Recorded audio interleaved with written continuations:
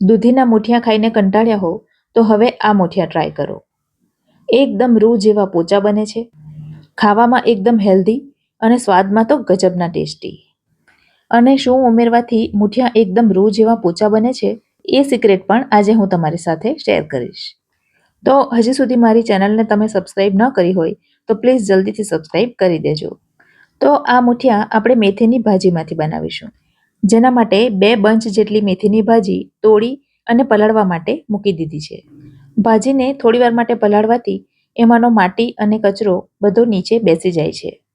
તો હવે એને પાણીમાંથી બહાર કાઢી 2-3 પાણીથી ફરીથી ધોઈ અને ઝીણી સુધારી લઈશું. હવે આ સુધારેલી મેથીની ભાજીને આપણે એક મોટા વાસણમાં લઈ લઈશું. હવે એમાં ઉમેરીશું 1 બંચ જેટલી પાલકની ભાજી. આ રીતે મેથીની સાથે થોડી પાલકની ભાજી ઉમેરવાથી મુઠિયાની કડવટ થોડી ઓછી થાય છે અને મુઠિયા હેલ્ધી પણ બને છે. હવે એમાં મસાલા કરીશું. તો સૌથી પહેલાં 1 ટીસ્પૂન જેટલું મીઠું ઉમેર્યું છે. સાથે જ ઉમેરીશું 2 ટીસ્પૂન જેટલું ધાણા જીરું. 1 ટીસ્પૂન ઉમેરીશું હળદર. હાફ ટીસ્પૂન ઉમેરીશું તીખું લાલ મરચું. હાફ ટીસ્પૂન અજમો ઉમેરીશું. થોડો અજમો ઉમેરવાથી મુઠિયાનો સ્વાદ પણ સરસ આવે છે અને પચવામાં પણ હલકા રહે છે. હવે 1 ટીસ્પૂન ઉમેરી છે તીખા લીલા મરચાંની પેસ્ટ અને 1 ટીસ્પૂન ઉમેરીશું આદુ અને લસણની પેસ્ટ. 2 ટીસ્પૂન ખાંડ ઉમેરીશું અને 1 ટીસ્પૂન ઉમેરીશું લીંબુનો રસ. મોણ તરીકે 3 ટીસ્પૂન જેટલું તેલ લઈશું અને 1 ટીસ્પૂન ભરીને સફેદ તલ ઉમેરીશું. તલ ઉમેરવાથી પણ મુઠિયાનો સ્વાદ ઘણો સરસ લાગે છે. હવે બધા મસાલા અને ભાજીઓને સરસ રીતે મિક્સ કરી લઈશું અને ત્યાર પછી એમાં આપણે લોટ ઉમેરીશું. મુઠિયામાં ચણાનો લોટ જો વધારે ઉમેરવામાં આવે તો એનો સ્વાદ ઘણો સરસ લાગતો હોય છે. તો અહીં મેં અડધા કપ જેટલો ચણાનો લોટ લીધો છે. સાથે જ 1/2 કપ જેટલો ઉમેરીશું ચોખાનો લોટ. હવે લીધો છે 1/2 કપ ભરીને ઘઉંનો કરકરો લોટ. ભાખરી બનાવવા માટે આપણે જે લોટનો ઉપયોગ કરીએ છીએ આ એ જ લોટ છે. અને હવે ઉમેરીશું એ લોટ જેના ઉમેરવાથી મુઠિયા એકદમ રૂ જેવા પોચા બનશે અને એ છે જુવારનો લોટ. તો 1/2 કપ ભરીને જુવારનો લોટ ઉમેર્યો છે. માટે જો તમને મુઠિયા એકદમ પોચા ગમતા હોય તો થોડો જુવારનો લોટ ચોક્કસ ઉમેરવાનો. હવે બધું સરસ રીતે મિક્સ કરી લેવાનું અને જરૂર લાગે તો બીજા લોટ ઉમેરવાના. તો મને હજી થોડા લોટની જરૂર લાગે છે તો 1/2 કપ જેટલો જુવારનો લોટ મેં ફરીથી ઉમેર્યો છે. તો અડધો કપ ચણાનો લોટ, અડધો કપ જુવારનો લોટ, 1/2 કપ ઘઉંનો લોટ અને 1/2 કપ ચોખાનો લોટ. આ પ્રમાણે લોટ ઉમેર્યા છે. અને આ સિવાય તમને ગમતો હોય તો બાજરીનો લોટ પણ ઉમેરી શકાય અને એ પણ 1/2 કપ ભરીને જ ઉમેરવાનો. બધું મિક્સ કરીને જરૂર પડે તો થોડું પાણી ઉમેરવાનું. તો મેં અહીં માત્ર 2 ચમચી જેટલું પાણી ઉમેર્યું છે અને તમે જોઈ શકો છો આ પ્રકારનો સરસ મજાનો લોટ બંધાઈને તૈયાર થઈ ગયો છે. આ લોટ રોટલીના લોટ જેટલો જ ઢીલો રાખવાનો. અને હવે આપણે એમાંથી મુઠિયા તૈયાર કરીશું. તો હું એમાંથી નાના નાના મુઠિયા તૈયાર કરવાની છું. અને હા, મુઠિયા એકદમ પોલા હાથે તૈયાર કરવાના. જો એકદમ દાબીને મુઠિયા વાળીશું તો પણ મુઠિયા કઠણ થશે. પણ મોટા રોલને ચડતા વધારે વાર લાગતી હોય છે.